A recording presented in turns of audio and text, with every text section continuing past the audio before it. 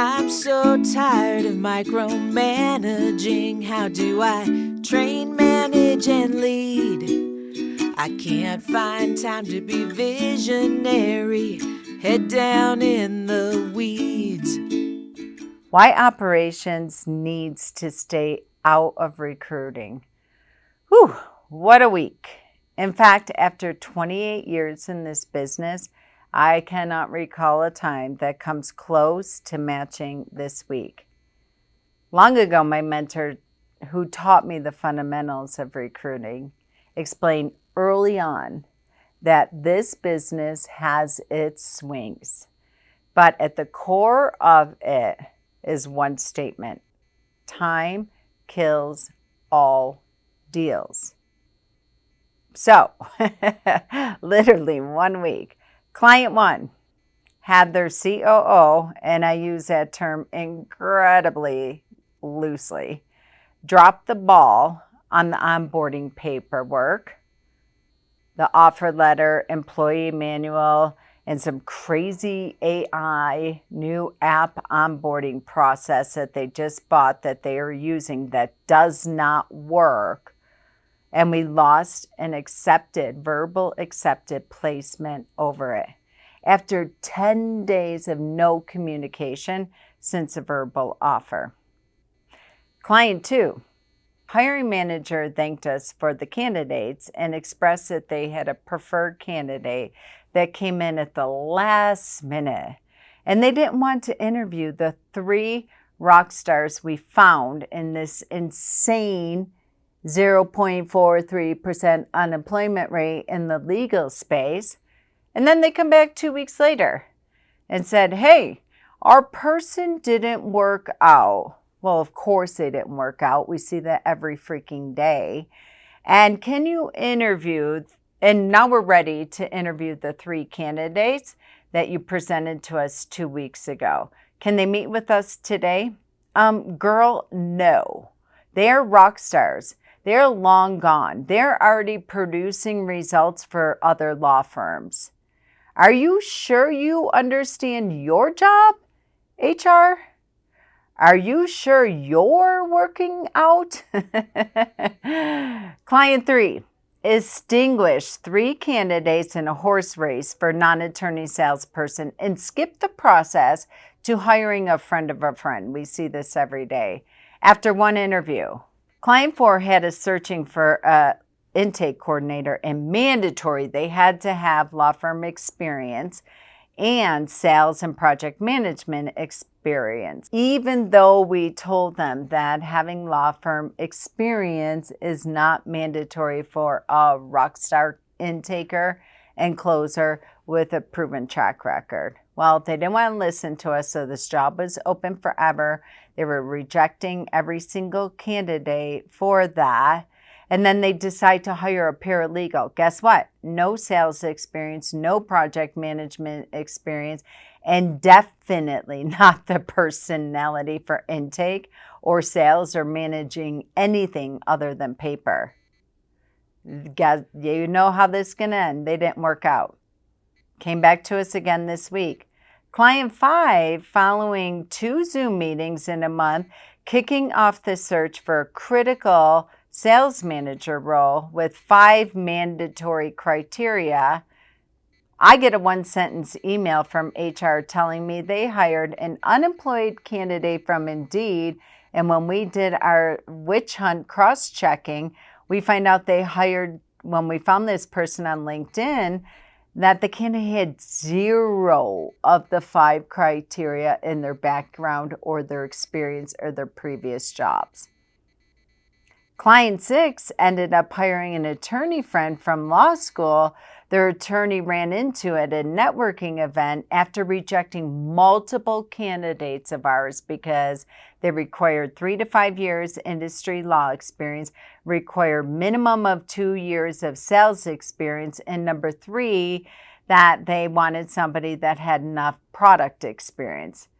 I say this not grumbling, but after all, as an example, I am a Buffalo Bills fan, and we've been wired for disappointment since the 90s.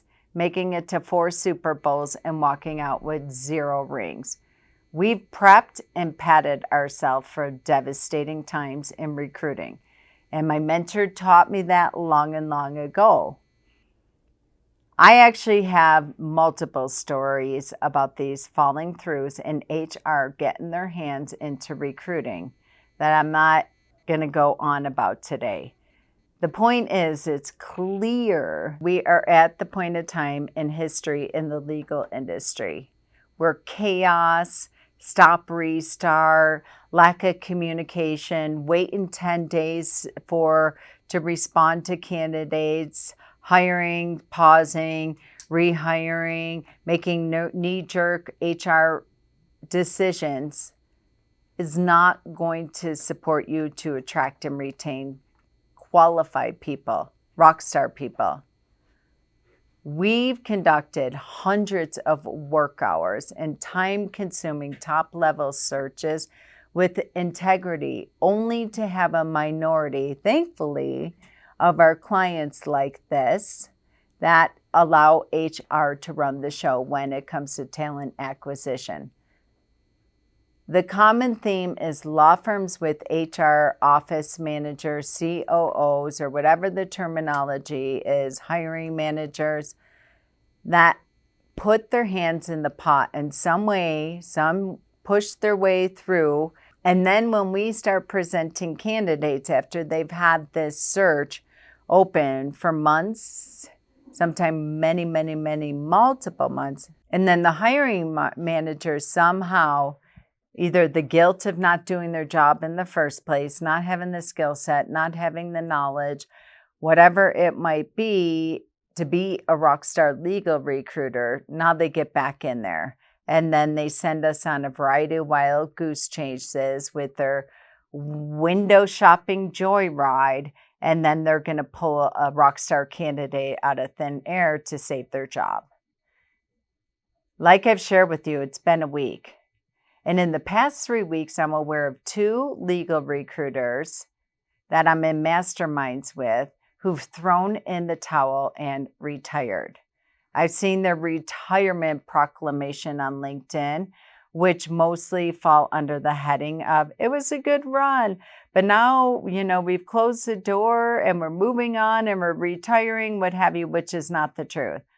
Behind closed doors, they're telling me, F this, I'm out.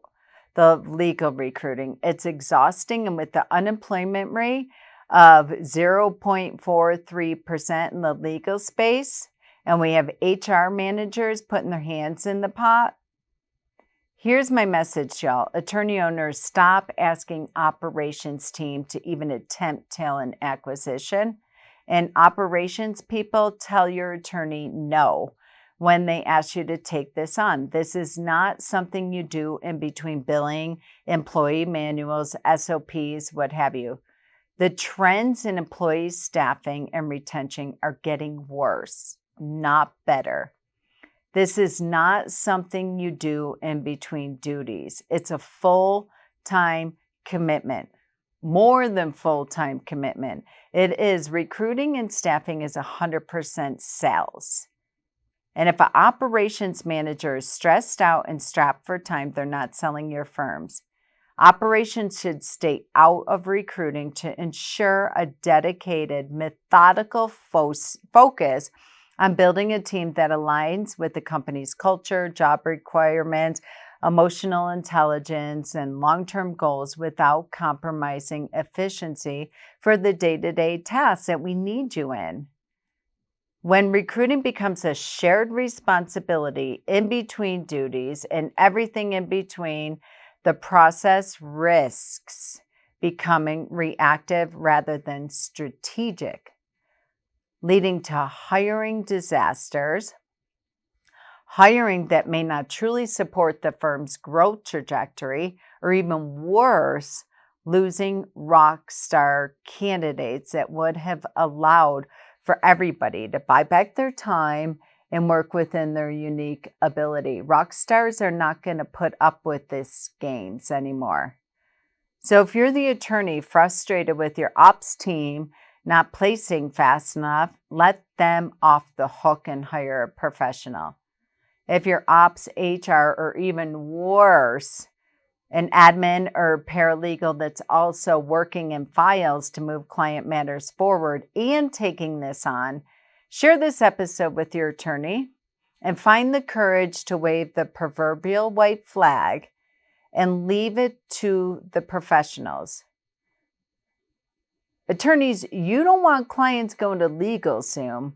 Why are you expecting Indeed to be the equivalent of LegalZoom in this staffing world?